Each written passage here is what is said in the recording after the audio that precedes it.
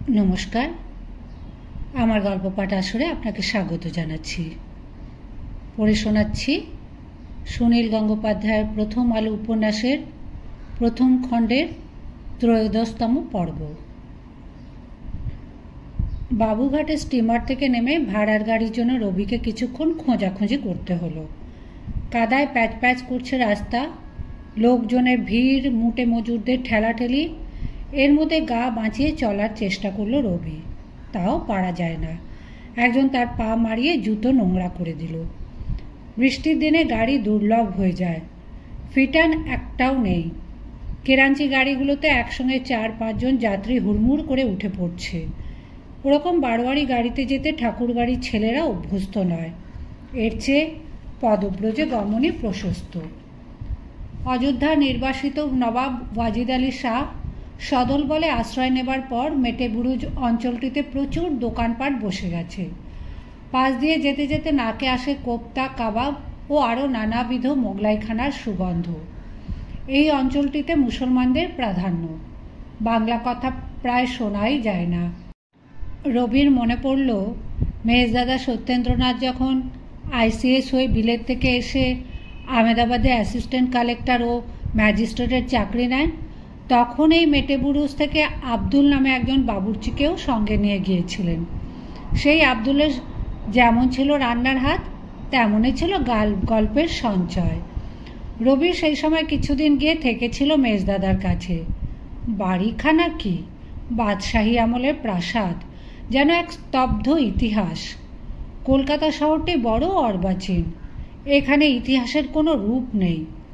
আহমেদাবাদে সেই শাহীবাগ প্রাসাদের প্রকাণ্ড ছাদে জ্যোৎস্না রাতে একা একা পদচারণা করবার সময় মনে হতো যেন চারপাশ থেকে অনেক অশরীরী ফিসফিস করে কিছু বলতে চাইছে। নবাব ওয়াজিদ আলী শাহের বাড়িতে গান বাজনার আসরে অনেকেই যায়। জ্যোতিরিন্দ্রনাথের সঙ্গে নবাব বাহাদুরের পরিচয় আছে। রবি ঠিক করল সেও একদিন ওই আসরে যাবে। হাঁটতে হাঁটতে রবি চলে এলো লালবাজারের কাছে। এখানে একটি ভাড়া গাড়ির আড্ডা আছে।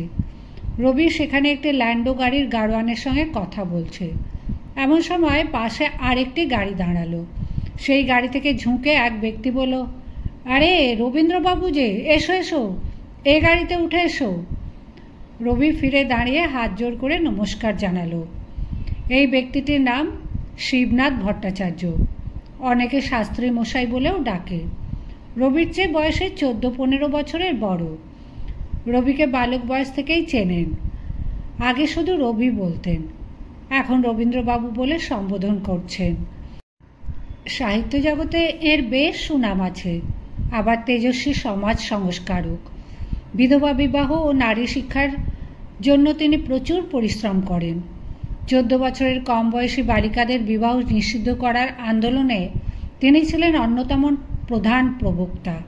পরে কুচবিহার রাজবাড়িতে নিজের অপ্রাপ্তবয়স্কা কন্যার বিবাহ দিতে গিয়ে কেশববাবু যখন সেই আদর্শ থেকে চ্যুত হলেন, তখন শিবনাথের নেতৃত্বেই দলত্যাগীরা সাধারণ ব্রাহ্ম সমাজ গড়ল। এখন ছেলের ছোকরা মহলে এই তৃতীয় শরিকটি বেশি জনপ্রিয়। শিবনাথ জিজ্ঞেস করলেন, তুমি এখানে কোথায় এসেছিলে?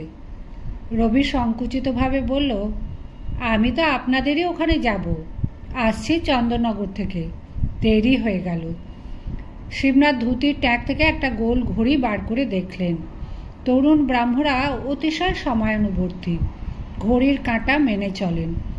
রবির গান শেখাতে যাবার কথা দুপুর 12টার সময়, এখন 1:10। তবু শিবনাথ বললেন, তাতে কি হয়েছে, এত দূরের পথ। নগেন কেদাররা অবশ্যই অপেক্ষা করবে, আমার সঙ্গে ওদের কথা আছে। ঘোড়ার গাড়ি ঝুমঝুমিয়ে ছুটতে লাগলো। রবির আশঙ্কা হয়েছিল আদি ব্রাহ্মরা রাজনারায়ণ বসুর মেয়ের বিয়েতে যে উপস্থিত থাকবে না, সেই প্রসঙ্গ তুলে শিবনাথ তির্যক মন্তব্য করবেন। কিন্তু শিবনাথ সেদিকে গেলেন না। এমনকি এককালে খ্রিস্ট ভক্ত কেশব সেনের সাম্প্রতিক বৈষ্ণবীয় চালচলন যে অনেকের ঠাট্টা বিদ্রুপের প্রিয় বিষয়, তারও উল্লেখ করলেন না একবারও। বয়সে অনেক কনিষ্ঠ রবি যেন তারই সমসাময়িক একজন লেখক, এই ভাব নিয়ে সাহিত্য আলোচনা করতে লাগলেন। গাড়ি থেকে নামবার সময় শিবনাথ বললেন, আমাদের সভায় এসে তুমি যে গান শেখাতে সম্মত হয়েছ তাতেই আমি বিলক্ষণ খুশি হয়েছি। সভাগৃহে 10-12 জন পুরুষ উপস্থিত। রবি ভেতরে এসে নমস্কার জানিয়ে তার বিলম্বের জন্য মার্জনা চাইল। সকলেই অতিশয় ভদ্রতার সঙ্গে মাথা দুলিয়ে দুলিয়ে বললেন, না না, কিছুমাত্র দেরি হয়নি, আমরা সবাই আগ্রহের সঙ্গে অপেক্ষা করছি। গান শিখবেন মোট 5 জন। শুভ্র ফরাসের একদিকে তারা বসেছেন, একটু দূরে তাদের মুখোমুখি রবি। গায়কদের একজনের হাতে এসরাজ আর একজনের হাতে খঞ্জনি। তত্ত্ববোধিনী প্রেস থেকে গানের কথা ছাপিয়ে সেই কাগজ ওদের মধ্যে বিলি করা হয়েছে। রবি প্রথমে দুই হৃদয়ের নদী গানটার 1 লাইন গেয়ে বলল, এটা সাহানা ঝাঁপতাল। গায়কদের সবারই বেশ তৈরি গলা, সহজেই গান তুলে নিতে পারেন। ওদের মধ্যে একজন ছাড়া আর সকলেরই বয়স রবির চেয়ে ঢের বেশি। নগেন চাটুর্যে, সুন্দরীমোহন দাস, কেদার মিত্তিরকে তো রবি চেনেই। অন্ধ চুনিলালের গানও সে শুনেছে আগে। অন্যজন যেন বয়সে রবির চেয়েও কিছু ছোট, বেশ বলিষ্ঠকায় এক সদ্য কৈশোর অতিক্রান্ত যুবা, বড় বড় টানা টানা চোখ, গাঢ় ভুরু। আলাপ করিয়ে দেবার সময় ওর নাম বলা হয়েছে নরেন দত্ত। সে একজন কলেজের ছাত্র। রবির প্রথমে মনে হয়েছিল এই যুবকটি তার একেবারেই অচেনা। একটু পরে মনে হলো এই মুখের আদলটি সে আগে কোথাও দেখেছে। তারও পরে মনে পড়ল বড়দাদার ছেলে দীপুর সঙ্গে এই নরেন দত্তকে সে তাদের জোড়াসাঁকোর বাড়িতেই 2-1 বার দেখে থাকবে। তখন সে আরও ছোট ছিল। খুব সম্ভবত সে দীপুর স্কুলের সহপাঠী ছিল। নরেনের বেশ জোরালো উদ্দাত্ত কণ্ঠস্বর, তার শব্দকেও ভাঙে না। কোরাস দলে এরকম একটি গায়কের বিশেষ প্রয়োজন। দ্বিতীয় গানটি জয় জয়ন্তী ঝাঁপতাল। মহাগুরু, 2টি ছাত্র এসেছে তোমার।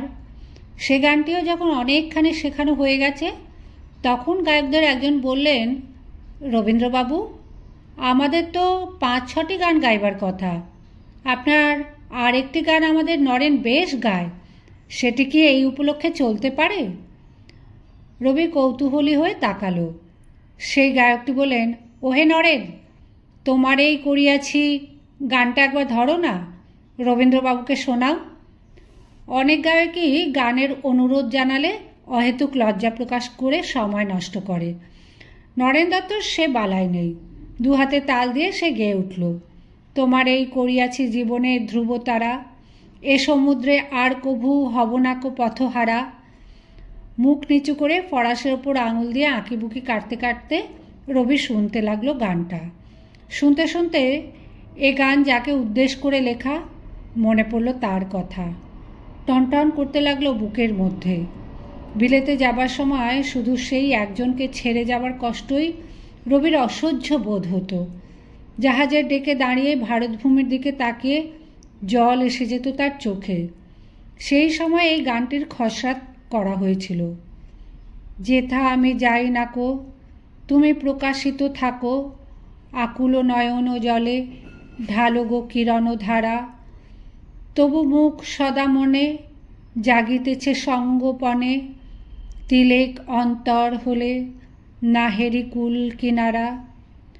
না না, এ গান শুধু তাদের দুজনের, সর্বসাধারণের জন্য নয়। নরেন গানটি যদিও বেশ ভালোই গেয়েছে, তবু রবি বলল, এ গানে বিরহের কথা আছে, এই উৎসবের পক্ষে ঠিক মানানসই হবে না। সঙ্গীত শিক্ষাপর্ব শেষ হতে হতে পেরিয়ে গেল অপরাহ্ন। তখনই স্টিমার ঘাটে না গিয়ে রবি ঠিক করলো মাঝপথে সে একবার মেজদাদার বাড়ি ঘুরে যাবে। মেজদাদার 2টি ছেলে মেয়ের সঙ্গে তার ভারী ভাব, অনেক দিন দেখা হয়নি। মেজ বৌঠানও বারবার যেতে বলেছেন। সত্যেন্দ্রনাথকে কার্য উপদেশে বোম্বাই প্রেসিডেন্সির বিভিন্ন অঞ্চলেই থাকতে হয়। তার পত্নী জ্ঞানদানন্দিনী স্বামীর কাছেই ছিলেন। এখন ছেলে মেয়েদের শিক্ষার জন্য কলকাতায় চলে এসেছেন। সুরেন্দ্র আর ইন্দিরা 2 পিঠোপিঠি ভাই বোন, 10 আর 9 বছর বয়স। তারা সাহেব স্কুলে পড়ে। জোড়াসাঁকো ঠাকুরবাড়িতে প্রথম বিলিতে আদব কায়দা আমদানি করেছেন জ্ঞানদানন্দিনী। যে দেবেন্দ্রনাথ নিজের কন্যা ও পুত্রবধূদের অন্দরমহলের বাইরে বেশি যাতায়াত পছন্দ করেন না। তাঁরই মধ্যম পুত্রবধূ জ্ঞানদানন্দিনী স্বামী সঙ্গ ছাড়াই একা দুটি শিশুপুত্র কন্যা নিয়ে ইংল্যান্ড ঘুরে এসেছেন। সত্যেন্দ্রনাথ নিজে স্ত্রী স্বাধীনতার বিশেষ পক্ষপাতী। জোড়াসাঁকোর বাড়ির খড়খড়িগুলো ভেঙে দেওয়ার ইচ্ছে তার অনেক দিনের। মেয়েরা চিকের আড়াল থেকে সব কিছু দেখবে, তারা কি অন্ধকারী প্রাণী? কিন্তু পিতার ইচ্ছার বিরুদ্ধে সব জাবনিকা ছিঁড়ে ফেলা সম্ভব নয়। সত্যেন্দ্রনাথ নিজে যখন ছাত্র অবস্থায় ইংল্যান্ডে ছিলেন তখন খুব চেয়েছিলেন স্ত্রীকেও নিজের কাছে নিয়ে যেতে। পাশ্চাত্যের মেয়েরা শিক্ষায় দীক্ষায় কর্মক্ষেত্রে কতটা এগিয়ে গেছে, কতটা কুসংস্কার মুক্ত হয়েছে তা এদেশের মেয়েরা নিজের চোখে দেখুক। কিন্তু দেবেন্দ্রনাথ তখন অনুমতি দেননি। তারপর দেশে ফিরে এসে সত্যেন্দ্রনাথ যখন উচ্চ চাকরি নিয়ে স্বাবলম্বী হলেন তখন এক দুঃসাহসী কাজ করে ফেললেন। সঙ্গে 3টি শিশু সন্তান, পুরুষ অভিভাবক নেই। এই অবস্থায় কোনো বঙ্গললনা তো দূরের কথা, কোনো ভারতীয় নারী এর আগে সমুদ্র পাড়ি দেননি। জ্ঞানদানন্দিনী তখন 26-27 বছরের যুবতী। ইংল্যান্ড যাত্রা অবশ্য এর মধ্যে অনেকটা সুগম হয়ে গেছে, জাহাজে মাত্র 1 মাস লাগে। জ্ঞানদানন্দিনীর রূপান্তর অতি বিস্ময়কর। কোথা থেকে কোথায় এসে পৌঁছেছেন। যশোরের এক অতি সাধারণ পরিবারের কন্যা নিতান্ত বালিকা বয়সে ঠাকুরবাড়ির পুত্রবধূ হয়ে এসেছিলেন। লাজুক, ভীরু, রোগা পাতলা 7-8 বছরের সেই বালিকা ঠাকুরবাড়ির ঐশ্বর্য ও আড়ম্বরের মধ্যে এসে জড়সড় হয়ে এক কোণে বসে থাকত। রবি মেজ বৌঠানের কাছে তার বাপের বাড়ির গল্প শুনেছে। সে ছিল নানা রকম কুসংস্কারে ভরা এক শাক্ত বংশ। বাড়ির কারোর অসুখ বিসুখ হলে মা কালীর কাছে জোড়া পাঁঠা আর মদ মানত করা হতো। জ্ঞানদানন্দিনীর মা একবার কোনো এক সংকটের সময় পাঁঠা মদ ছাড়াও নিজের বুকে রক্ত দিতে চেয়েছিলেন ঠাকুরকে। নিজের করতলে জ্বলন্ত ধুনো গুগ্গুল নিয়ে আরতি করেছেন। সেই বাড়ির একটি পুঁচকে মেয়ে যেন রূপকথার মতন একদিন খোলস ছেড়ে বেরিয়ে এলো এক অসামান্য রমণী হয়ে। যেমন তার রূপ তেমন তেজ। ইংরেজ সমাজেও মিশতে পারেন সমান আত্মমর্যাদা নিয়ে। ইংরেজি ফরাসিতে কথা বলতে পারেন অনর্গল। এতকাল হিন্দু বাঙালি স্ত্রীলোকেরা ছিল এক বস্ত্রা। অঙ্গে শুধু শাড়ি ছাড়া আর কোনো অন্তর্বাস থাকতো না।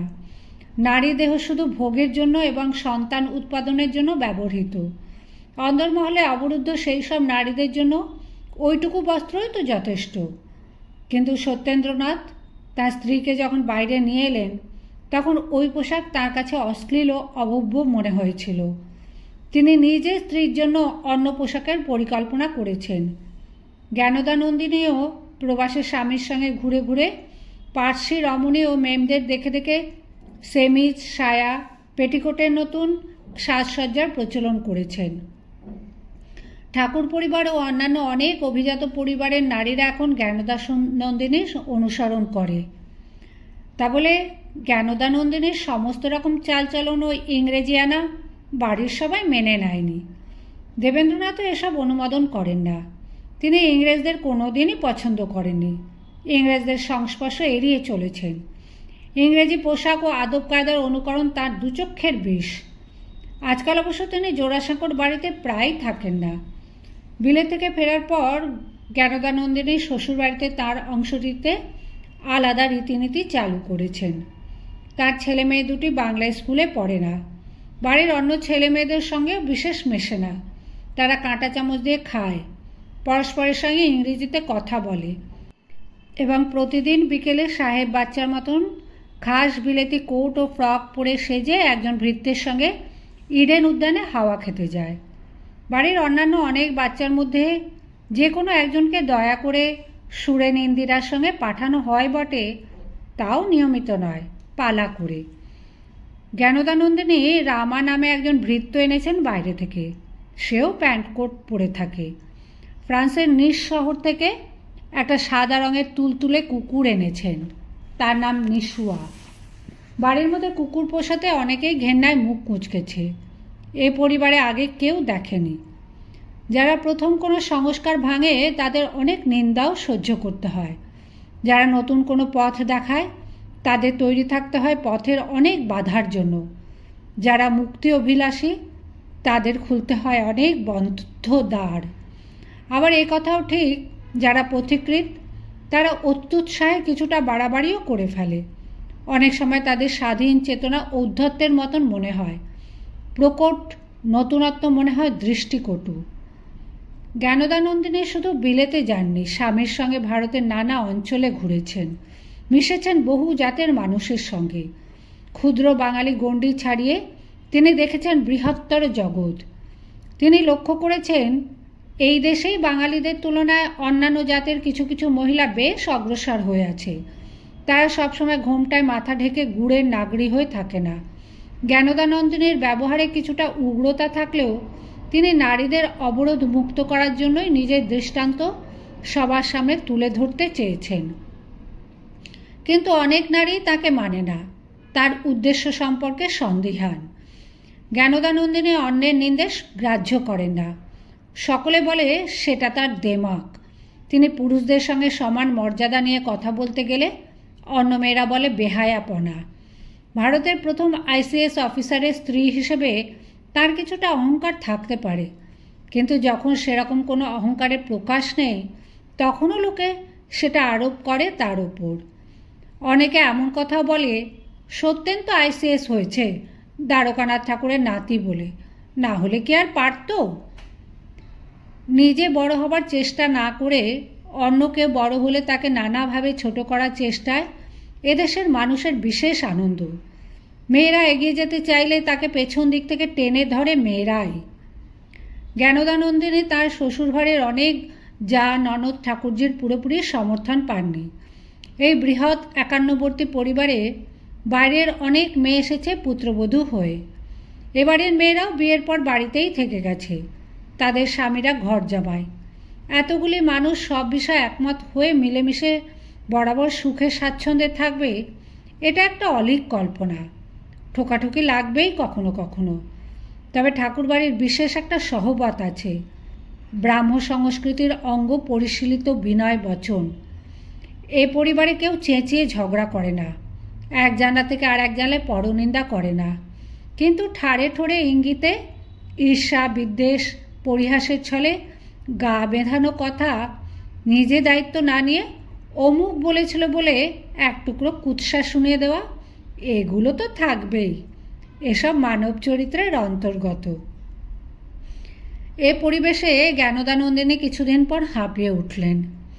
ছেলে মেয়ে দুটির সুশিক্ষার জন্যও তিনি চিন্তিত। তিনি শ্বশুরবাড়ি ছেড়ে আলাদা কোথাও থাকতে চান। সেই অনুরোধ জানিয়ে প্রবাসী স্বামীকে চিঠি লিখতেন প্রায়ই। সত্যেন্দ্রনাথেরও আপত্তি নেই। বাড়ির মেয়েদের সম্পর্কে দেবেন্দ্রনাথের নির্দেশের কড়াকড়ি তারও মনোভূত নয়। তার বড় দাদা দ্বিজেন্দ্রনাথ ভোলা ভালা মানুষ, নিজের নানা রকম খেয়াল নিয়ে মশগুল হয়ে থাকেন। তিনি কিছুই বলেন না। সত্যেন্দ্রনাথই মাঝে মাঝে এই বিশাল পরিবারের অধিপতির মতের বিরুদ্ধে মৃদু প্রতিবাদ জানিয়েছেন।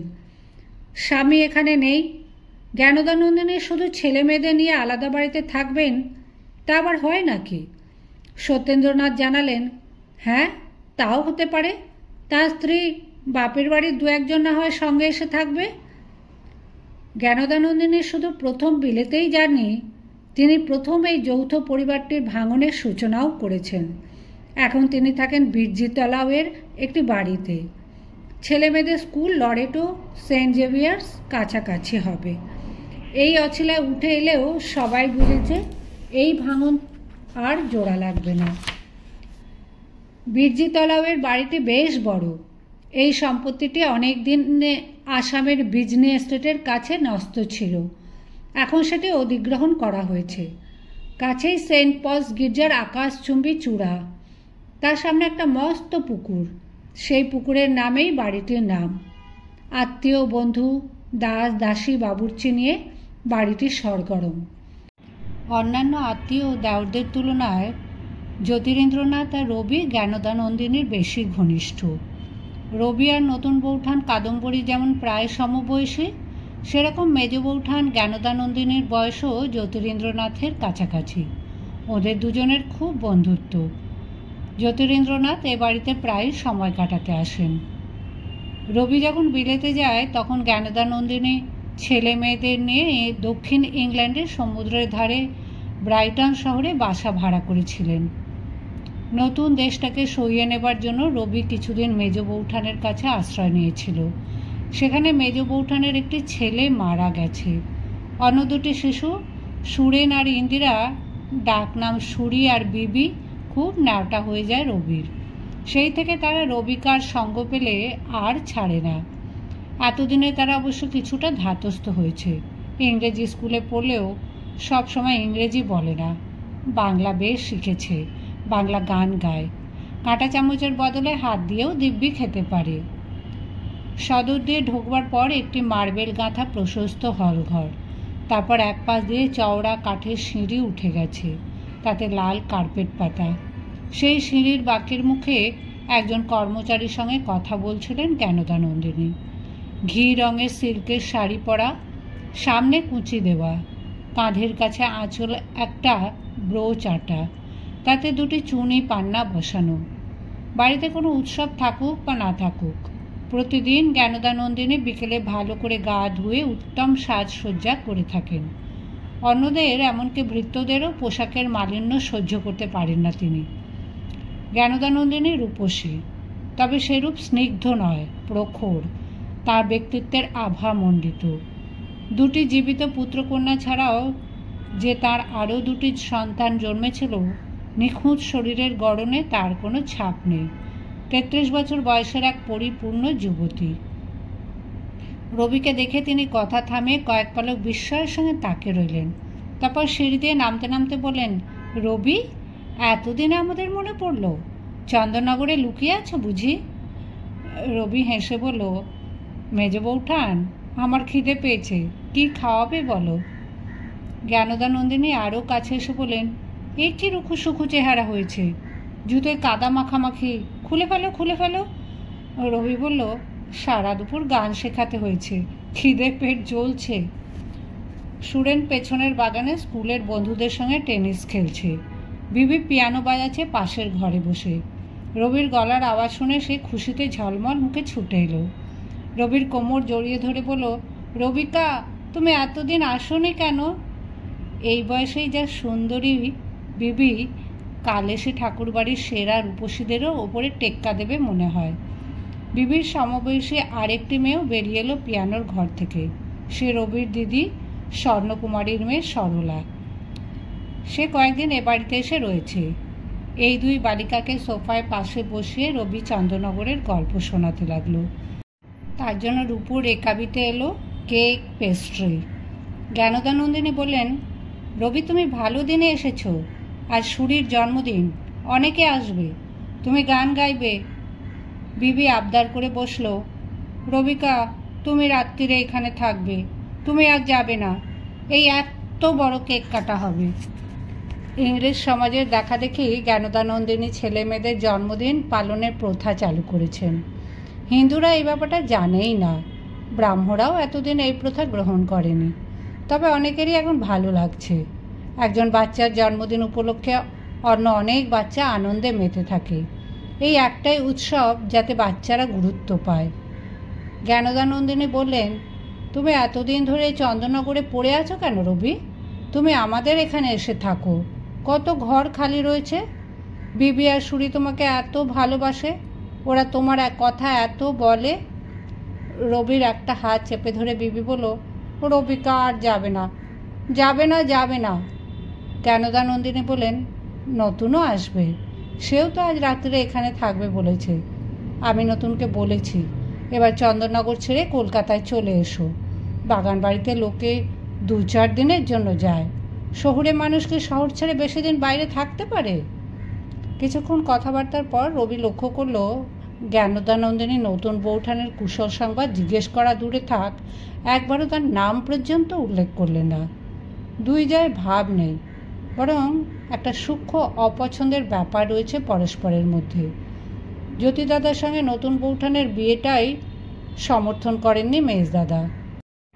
হাড়কাটার শ্যাম গাঙ্গুলির মেয়ের সঙ্গে তার এমন গুণবান ভাইয়ের বিয়ে দিতে সত্যেন্দ্রনাথের ঘোর আপত্তি ছিল। মেয়ের বাবা সম্পর্কে বিরাগের ভাব ছিল বলে মেয়ে সম্পর্কে আপত্তি। জ্ঞানদানন্দিনী চেষ্টা করেছিলেন একটি বিলেত ফেরতা মেয়ের সঙ্গে তার এই প্রিয় দেওরটির বিয়ে দিতে। সেটা শেষ পর্যন্ত হলো না। সত্যেন্দ্রনাথ বাবা মশাইয়ের কাছে তার আপত্তির কথা জানিয়েছিলেন। দেবেন্দ্রনাথ বলেছিলেন, একে পিরালির বংশ, তাই ব্রাহ্ম। এই পরিবারে কোনো সম্ভ্রান্ত হিন্দুই মেয়ের বিয়ে দিতে চায় না। পাত্রী অত দুর্লভ, সহজে পাত্রী পাওয়া যায় না বলে যে কোনো হেজিবেজি মেয়ের সঙ্গে জ্যোতিরেন্দ্রনাথের মতন এক অসাধারণ পুরুষের বিয়ে দিতে হবে। আর কিছুদিন অপেক্ষা করা যেত না? পিতৃপরিচয় যাই হোক, কাদম্বরী যে হেজিপেজি নন তা তিনি প্রমাণ করেছেন। মেজদাদা মেজ বৌঠান তা এখনও মানতে চান না, কেন কে জানে। জ্ঞানদানন্দিনীর মতন অতি সামান্য অবস্থা থেকে এসে কাদম্বরী নিজেকে অন্যভাবে তৈরি করে নিয়েছেন। এখন রূপে গুণে তিনি অতুলনীয়। তবে জ্ঞানদানন্দিনীর সঙ্গে কাদম্বরীর গভীর প্রভেদও আছে। জ্ঞানদানন্দিনীর বাস্তব জ্ঞান অতি তীক্ষ্ণ, সব দিকে তার নজর। যেমন ছেলেমেয়েদের লেখাপড়ার জন্য বিশেষ যত্ন নেন, তেমনি টাকা পয়সার হিসেব বুঝে দক্ষভাবে সংসার চালাতে পারেন। স্বামী প্রবাসে, তিনি আলাদা বাড়িতে এসে নিজের সংসার তো সুষ্ঠুভাবে চালাচ্ছেন। যে কোনো মানুষকে দিয়ে তাঁর আদেশ পালন করাবার ক্ষমতা আছে। কারোর অসুখ বিসুখ হলে সেবা করতেও তাঁর জুড়ি নেই। আবার বই পড়তে ভালোবাসেন, লিখতে পারেন, গান বাজনা আমোদ আহ্লাদেও সমান উৎসাহ। তিনি স্বয়ং সম্পূর্ণা। অন্যদিকে কাদম্বরীও লেখাপড়া শিখেছেন। তাঁর রুচি অতি সূক্ষ্ম। গান ভালোবাসেন, অভিনয় করতে জানেন, কিন্তু বাস্তবের সঙ্গে যেন তার কোনো সম্পর্কই নেই। 22 বছর বয়সেও তার সন্তান হয়নি। টাকা পয়সা নিয়ে কখনো মাথায় ঘামান না, আপন খেয়ালে থাকেন। তার উপস্থিতিতে রবি সব সময় যেন একটা রহস্যের ইঙ্গিত পায়। জোড়াসাঁকোয় যখন থাকেন তখনও কাদম্বরী তাঁদের তেতলার মহলেই অধিকাংশ সময় কাটান। বাড়ির অন্যদের সঙ্গে মিশতে পারেন না সাবলীলভাবে। এই যে তার অহংকার নয়, তার স্বভাবের ধরনটাই এরকম। তার রবি বোঝে। আস্তে আস্তে আরও অনেকে আসছে। কয়েকজন প্রতিবেশী মেয়ে মেলো তাদের বাচ্চাদের নিয়ে। হল ঘরে একটা টেবিলের ওপর রাখা হয়েছে কেকটি। সুরি আজ 10 পেরিয়ে 11-য় পা দেবে, তাই গোল করে 11টি মোমবাতি বসানো। রবি উসখুস করছে।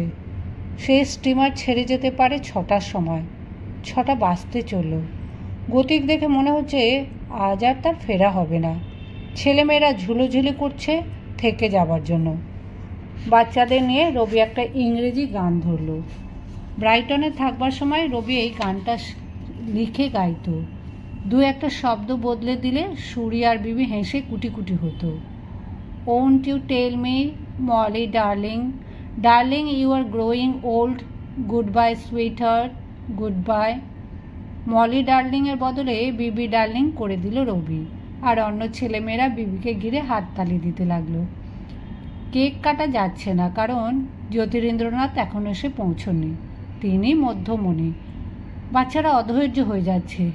রবিও ঘন ঘন ঘড়ি দেখছে, যদিও শেষ স্টিমার ছেড়ে গেছে অনেকক্ষণ। বাইরে একটা জুড়ি গাড়ি দাঁড়াতে সবাই ছুটে গেল। হ্যাঁ, এবার এসেছেন জ্যোতিরেন্দ্রনাথ। বাচ্চা বাচ্চা ছেলেমেয়েরা মুগ্ধভাবে চেয়ে রইল এই কন্দর্পকান্তি পুরুষটির দিকে। জ্যোতিরেন্দ্রনাথের চুল উস্কো খুস্কো, জামার বোতাম খোলা, মুখে ক্লান্তির ছাপ। গাড়ি থেকে নামতে নামতে তিনি বলেন, কি সবাই এসে গেছে? হলঘরটির প্রবেশপথে দেবী মূর্তির মতন দাঁড়িয়ে আছেন জ্ঞানদানন্দিনী। ওষ্ঠাধরে চাপা হাসি। মৃদু ভর্ৎসনার সুরে তিনি বলেন, নতুন, তুমি এত দেরি করলে? কাছে এসে জ্যোতিরেন্দ্রনাথ বলেন, মেজ বৌঠান, খুব দুঃখিত, থিয়েটারে পার্ট দেখিয়ে দিচ্ছিলাম। লোকগুলো এমন আকাট, মুখ দিয়ে শুদ্ধ বাংলায় উচ্চারণ বেরোয় না। জ্ঞানদানন্দিনী দেওরের জামার বোতাম আটকে দিতে দিতে রঙ্গ করে বলেন, ঠিক করে বলো তো, কোন অ্যাক্ট্রেস তোমাকে এতক্ষণ আটকে রেখেছিল? এরপর কেক কাটা, হইচই ও গান চলতে লাগলো। একসময় রবি জ্যোতিদাদাকে জিজ্ঞেস করলো, তুমি আর চন্দননগরে ফিরবে না? নতুন বৌঠানকে বলে এসেছো উনি একা থাকবেন? জ্ঞানদানন্দিনী বললেন, গাদাগুচ্ছের চাকর দারোয়ান তো আর রয়েছে, একা একটা রাত্রিরে থাকলেই বা। ভয়ের তো কিছু নেই। রবি বলল, জ্যোতি দাদা, আমি কি চলে যাব? জ্যোতিরিন্দ্রনাথ এবার খানিকটা স্বস্তিময় মুখে বলল, সেই ভালো, তুই বরং ফিরে যা রবি। তোর নতুন বউঠানকে বলবি কাল সকালেই আমার এখানে একটা কাজ আছে, তাই আজ আর রাতে ফিরতে পারছি না। তুই কি করে যাবি? ছেলেমেয়েরা হইচই করে উঠল। তারা রবিকে কিছুতেই ছাড়বে না। জ্ঞানদানন্দিনীও বারবার বোঝাতে লাগলেন। তাছাড়া রবি ফিরবে কি করে? নৌকোয় যাবে নাকি অতটা পথ? কত রাত হয়ে যাবে, কি দরকার? রবি কারুর উপরোধে কর্ণপাত না করে জুতো পরতে লাগলো। চন্দননগরের অত বড় বাড়িতে কাদম্বরী নিঃসঙ্গে থাকবেন সারা রাত? তার অভিমান কত তীব্র তা কি রবি জানে না? হাওড়া থেকে রাত 8:30টায় একটা ডাকগাড়ি ছাড়ে। এই দ্রুতগামী ট্রেনটি জল নেবার জন্য চন্দননগরে থামে। এখনই বেরিয়ে পড়লে রবি সে গাড়িটা ধরতে পারবে। রবিকে ফিরে যেতেই হবে, সে নতুন বউঠানকে কথা দিয়েছে।